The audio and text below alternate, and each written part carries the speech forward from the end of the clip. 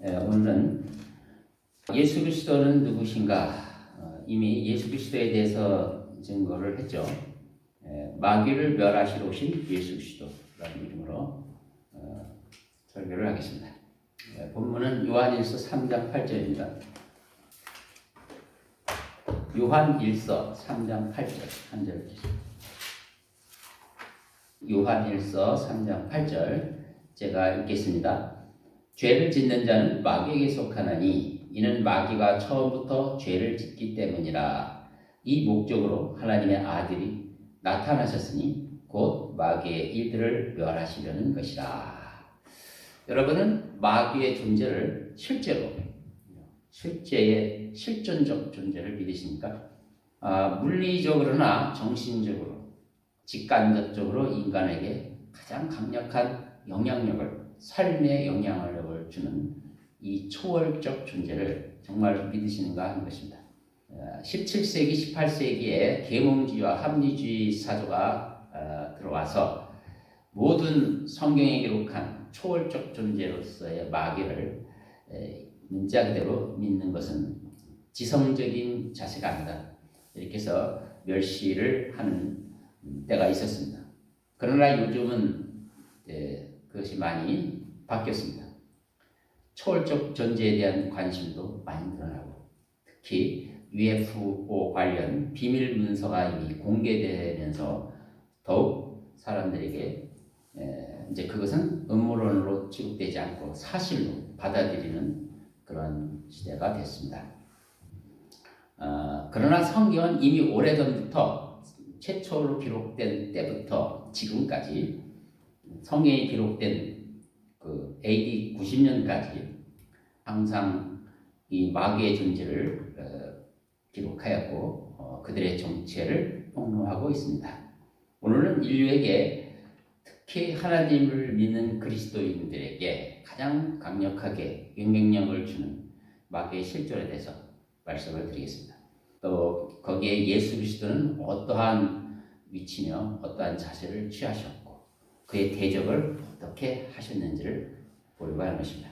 무엇보다도 그분은 가장 뚜렷한 예수님의 삶의 특징은 특별히 마귀를 아주 누가 봐도 속 시원하게 물리친 그런 모습보다는 오히려 그 마귀들과 그의 수하들에게 한없이 당하시는, 즉 죽으심과 십자가에서 저주받으심과 그리고 다시 살아나셨다는 이 죽으심과 부활을 통해서 그분의 생애를 뚜렷하게 보여주셨습니다. 이것이 분명히 마귀를 멸하는 가장 치명적인 사건이라는 사실을 우리는 꼭 아셔야 됩니다.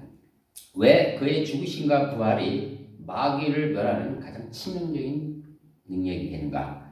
성경을 전체적으로 보면 마귀라고 하는 단어를 검색해 봤을 때 구약 성경에서는 겨우 4군데밖에 안 나옵니다.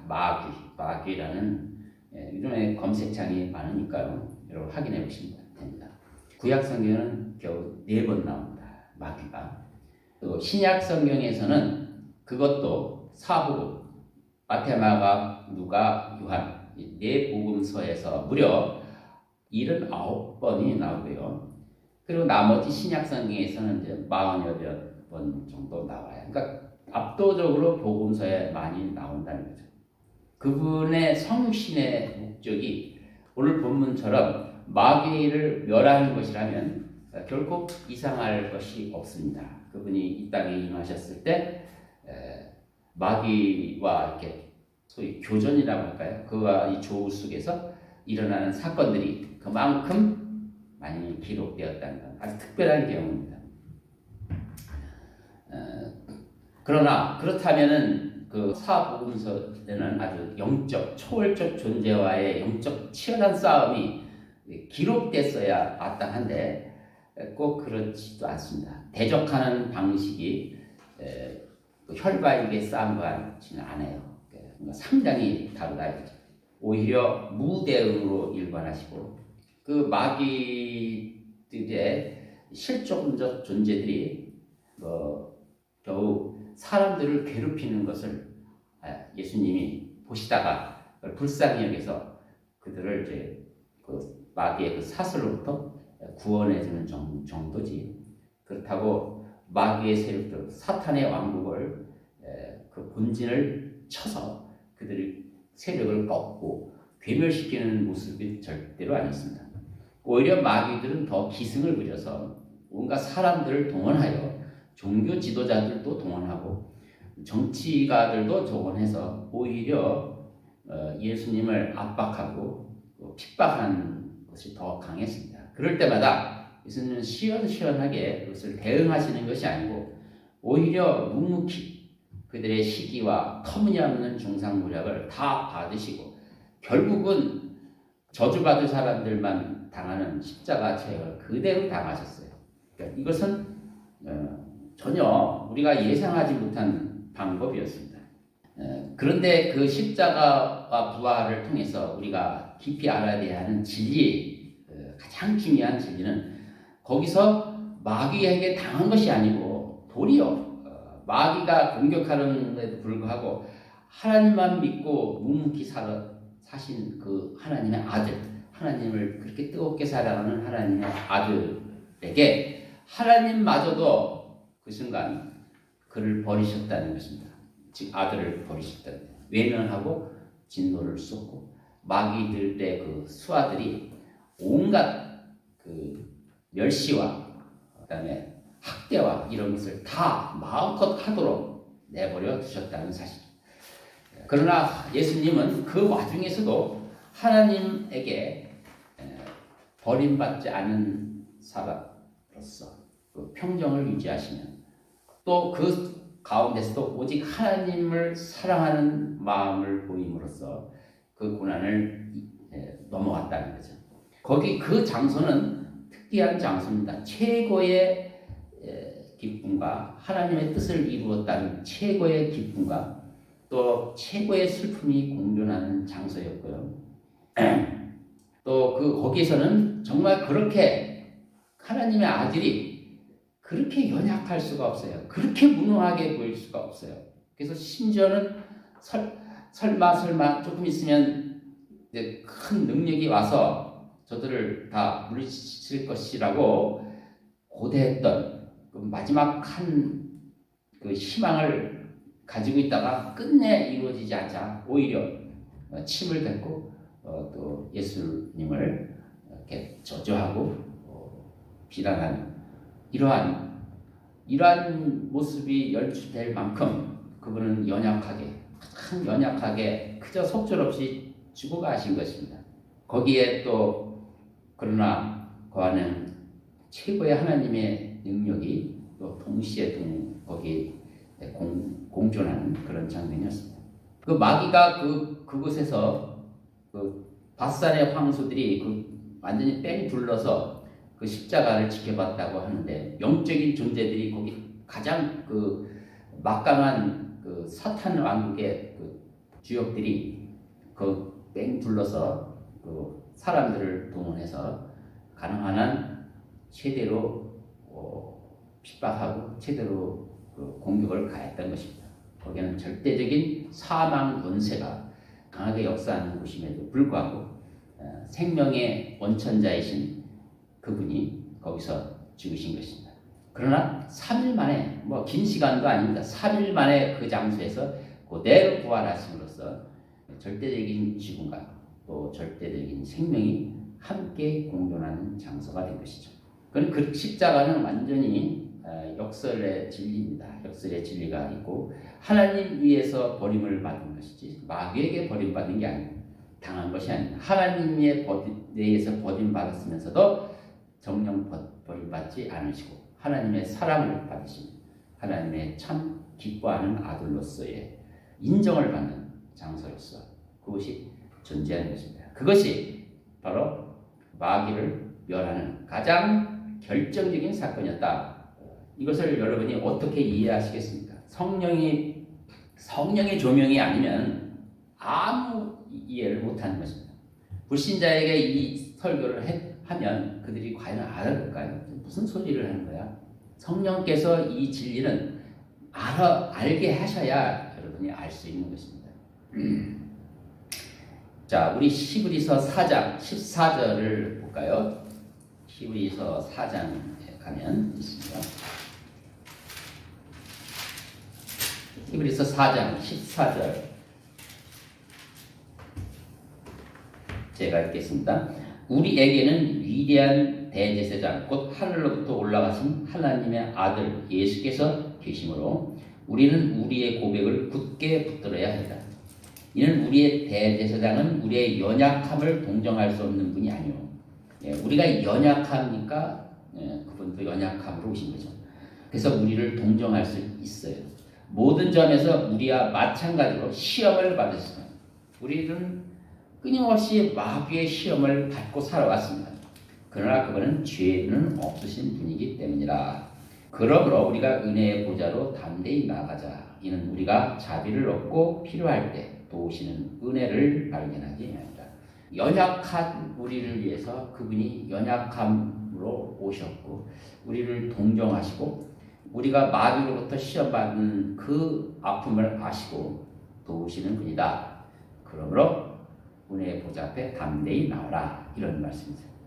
그래서 예수님은 왜 그렇게 말씀하시냐면 우리도 그 마귀로부터의 그 고난을 피할 수가 없거든요. 그래서 고난받는 때 힘을 얻게 하시려고 그리고 그 마귀의 공격을 어떻게 하면 이길 수 있는지를 알려주시려고 예수님이 친히 본을 보이셨어요.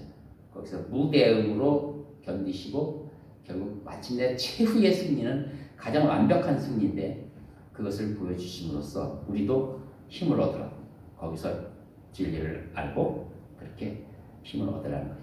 다시 그게 뭐냐면 그런 극한의 고난 속에서도 예수님은 하나님에 대한 사랑을 놓지를 않았다는 거죠. 하나님이 완전히 외면한 것 같은 하나님은 나를 버리셨다고 느낄 만큼 확신할 만큼 그런 상황에 처했더라도 예수님은 그 사랑을 버리지 않았다는 거죠. 예수님이 십자가상에서 느꼈던 감정을 시편 16편에는 이렇게 표현하고 있습니다. 미리 그 표현을 시편 성령의 감동으로 적어놓은 거죠. 시편 16편 10절에 이는 주께서 내 혼을 지옥에 버려두지 아니하시며 주의 거룩하신 이로 썩어짐을 보지 않게 하실 것입니다. 그러니까 주님께서 내 혼, 그러니까 주님의 혼이 지옥에 버려질 것을 예상하고 그러나 썩어짐을 보지 않게 하실 것이다. 다시 부활시켜 주실 것이라는 것을 미래형으로 고백한 거 아닙니까? 그러니까 그 십자가상에서도 여전히 하나님에 대한 사랑을 놓지 않았다는 거죠. 이게 굉장히 중요한 겁니다. 그리스도인은 세상 사람도 다 마찬가지로 고난 속에서 살죠. 그리스도인은 더욱 그렇지 않습니까? 그럴 때 예수님의 고난을 생각하시고 극복할 수 있는 유일한 길은 하나님을 사랑하는 이 믿음이라는 거죠. 그 십자가의 죽으심과 부활은 결국 그리스도의 그 사역은 하나님의 공의를 이루시는 공의를 만족하게 하는 그 위대한 사역인데 동시에 결정적으로 사탄의 세력을 꺾어버리는 결정적인 사건이었다. 왜 그러냐면 사탄은 처음부터 인간에 대한 시기와 질투로 적개심으로 가득 차 있었습니다. 인간은 흙으로 만들어진 존재지만 원래 하나님의 형상을 따라 지은 바 되었기 때문에 이 마귀는 인간을 극도로 미워했습니다. 그래서 노리고 있다가 자기 수하, 그러니까 인류가 타락을 했으니까 죄를 지었으니까 하나님도 뭐 어떻게 할 수가 없잖아요. 자기 수하에 들어오니까 처음부터 자기 수하에 들어오면 잘 다독거려서 자기 왕국을 이렇게 잘 해나가야 되는데 철저하게 가지고 놀다가 마지막에는 잔인하게 죽이고 이렇게 하면서 희열을 느끼고 그 짓을 한다 이거죠. 왜? 마귀는 처음부터 인간을 미워하고 있습니다. 그래서 사망 권세 아래 우리는 신음하는 존재라고 말하는 것입니다. 그래서 이 불쌍한 사람들은 이 자신의 불행과 고통과 죽음의 공포가 어디로부터 비롯됐는지도 모르는 채 서로 죽음에 대해서 무서워하며 서로 진실을 팔아먹고 서로 배신하며 서로 죽이며 살아가는 그 뒷배후에는 마귀가 장난질을 하는 것입니다. 그리고 거기서 희열을 느끼고 세디스트처럼 그 짓을 하는 것을 하나님이 보신 거죠. 그래서 예수께서 직접 사람의 몸으로 오셨어요. 사람으로 오셔서 무엇보다도 그 인간을 괴롭히는 마귀와 정면으로 맞서기 위하신 것입니다.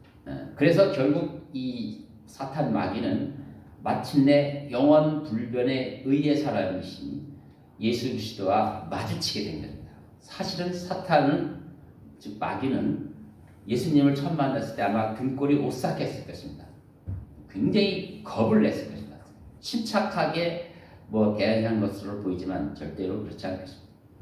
볼품없고 연약해 보이는 그 한 목수의 아들을 광야에서 시험을 해봤을 때 이건 보통 사람이 아니라는 걸 알았어요.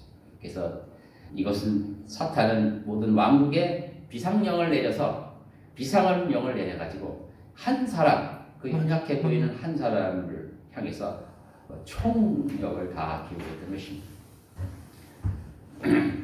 그동안 사탄은 인간을 조종해서 인간으로 하나님을 도전케 하는 이런 나쁜 짓을 짓고 있었는데 거기에 세기를 받기 위해서 그분이 친히 인간이 되어셔서 그와 마주한 것입니다.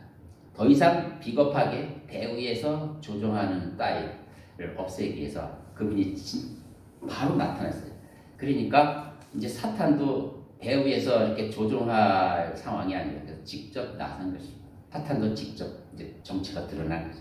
그래서 마귀라는 단어를 구약 성경에서는 4번밖에 안 나오는데 복음서에서 그렇게 많이 나오는 적은 그전에는 그 사탄이 전면으로 등장할 필요가 없었어요. 자기 부하들을 다 시켜서 우상신들을 다 동원해서 막 지배를 했지만 하나님 아들이 직접 오셨으니까 이제 그걸 대할 수 있는 레벨의 그런 자가밖에 없거든요. 그런 할 수 없이 나와서 이제는 죽느냐 사느냐의 진검승부를 벌일 수밖에 없는 것입니다. 요한복음 12장 31절에 이제 이 세상의 심판이 이르렀으니 이제 이 세상의 통치자가 쫓겨나리라. 예수 그리스도가 육신으로 오신 것은 마귀의 권세를 꺾고 그를 쫓아내기 위해서, 멸하기 위해서 오셨다는 것이 분명합니다. 어떤 시인이 이렇게 그 상황을 이렇게 시로써 표현하고 있습니다. 그것은 놀라운 투쟁이었는데 사망이 생명의 장중에서 내팽개침 당할 때 많은 사람들이 예수님이 실패했다고 말하는데 이 시에는 사망, 곧 마귀죠. 사망이 생명의 소나기에서 내팽개졌다고 이렇게 얘기하는 거죠. 승리하여 생명이 들어오네. 성경은 그것을 이렇게 적었네. 어떻게 감히 죽음이 생명을 먹어치우겠는가? 사실은 사탄이 하나님의 아들을 먹어치우려고 모든 사람들을 다 동원해서 달려들었지만 결국 부활을 보시겠습니다. 그런 당해서 자기들이 승리했다고 생각했지만 결국 뒤집어졌습니다. 히브리서 2장 14절에 보시면 한번 봅시다. 히브리서 2장 14절. 자녀들이 피와 살에 참여하는 자인 것 같이 그 역시 같은 모양으로 동일한 것에 참여하신 것은 자신의 죽음을 통하여 죽음의 세력을 가진 자 곧 마귀를 멸망시키시며 또 죽음을 두려워함으로 평생을 노예로 속박되어 있는 자들을 놓아주시려 함이니라. 이는 주께서 진실로 천사들의 본성을 입지 않으시고 아브라함의 씨를 입으셨습니다. 주께서 천사들의 본성을 입으면 마귀하고 진짜 싸우는 겁니다. 진짜 마귀하고 천사들의 본성을 입고 나왔다면 미카엘 천사처럼 그보다 더한 모습이겠죠. 그래서 사탄의 세력들하고 진짜 한판 싸우는 거죠. 별들의 전쟁이죠. 말하자면 그 방법을 택하지 않고 아브라함의 씨를 입었다, 육신을 입고 오셨다 하는 것은 그런 것입니다. 죽음을 그러니까 사망 권세를 주는 그 사탄에게 당하고 다시 거기서 살아남으로써 완벽하게 그들을 괴멸시키는 방법이죠. 이렇게 하는 목적이 뭡니까? 17절. 그러므로 그가 모든 일에 마땅히 자기 형제들과 같이 되셔야 했으니, 마귀를 멸하는 방법이에요. 그래서 마땅히 자기 형제들과 같이, 즉 인간들과 같이 육신을 입고 오셔야 되게 했으니, 이는 하나님과 관련된 일들에 자비롭고 신실한 대제사장이 되셔서 백성의 죄들을 위해서 화해를 이루시려 하심이라. 그래서 대제사장이 되셨고, 또 하나님과 화해를 이루었고, 마귀를 멸하고, 뭐 일석삼조가 되는 거죠. 그가 이 일에 친히 시험을 받아 고난을 당하셨으므로 시험 받는 자들을 능히 도와주셨습니다. 또 하나 더, 교회가 세워지고 성도들이 시험 받았을 때 또 그를 능히 돕는 그런 역할을 하고 있다 하는 것입니다. 골로새서 2장 15절에 정사와 권세를 벗겨내어 그것들을 공개적으로 나타내시고 십자가로 그들을 이기셨느니라. 그렇습니다. 권위에 매우 민감한 존재인 마귀를 완전히 괴멸시키기 위해서 자신이 직접 나서신 것입니다. 하나님의 아들이 이 험한 세상에 사람으로 오셔서 마귀를 그 보좌에서 끌어내어서 십자가에서 한판 승부를 벌이시고 부활하심으로써 완전히 괴멸시킨 것입니다. 복음서에만 해도 마귀에게 사로잡힌들이 막 나타나고 그것을 고쳐주시고 하는 장면들이 나오는데, 결국 성경에 기록한 모든 기록의 3분의 2에 해당하는 것이 그대로 나와요. 그 이유는 당연한 것입니다.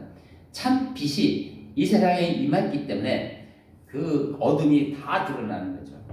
항상 마귀에게 사로잡힌들이 가장 많이 증가한 때는 주님이 초림하시기 직전 때, 그들도 뭔가 그 감각이 있는지 주님이 초림 때가 가까우자, 물론 뭐 다니엘서를 통해서 예언이 되었기 때문에 그들 예측이 되겠죠.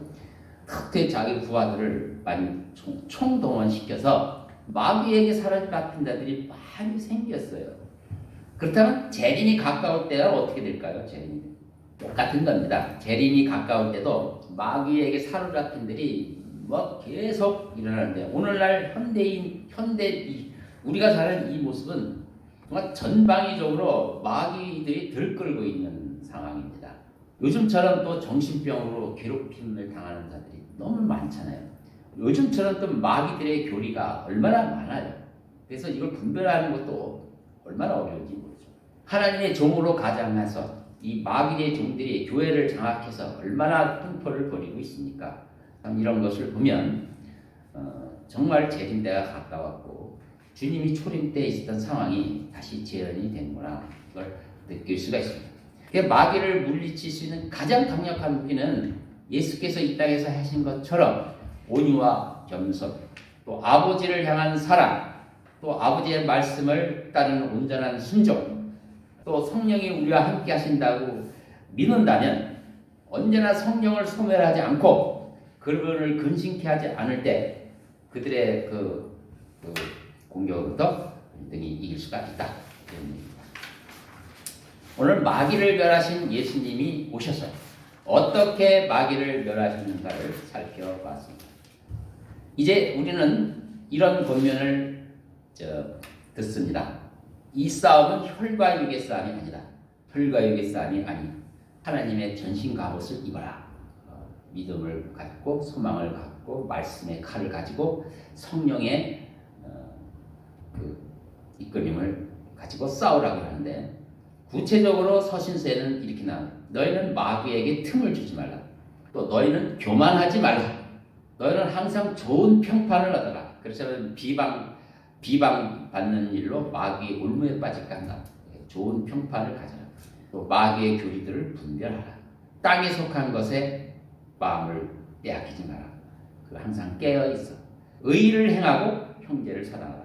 우리가 늘 얘기하는 겁니다. 늘 그냥 기독교 윤리처럼 얘기하는 것인데, 단지 기독교 윤리가 아니에요. 이것은 정말 마귀를 괴멸시킬 수 있는 가장 강력한 핵무기라는 사실을 꼭 기억하시고, 우리의 기도가 결코 적은 게 아닙니다. 내 마음을 살피시사 나를 변화시켜달라고 하는 기도는 마귀가 가장 두려워하는 기도임을 아시고, 오늘도 기도하시기 바랍니다. 자신을 위해서 변화시켜달라고, 틈을 주지 말게 해달라고.